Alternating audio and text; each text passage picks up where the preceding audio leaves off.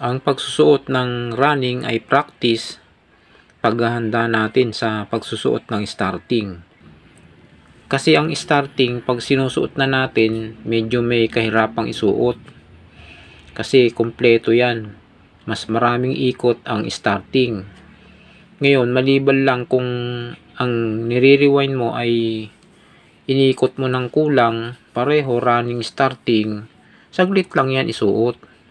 Para ka nag-shoot niyan sa balon.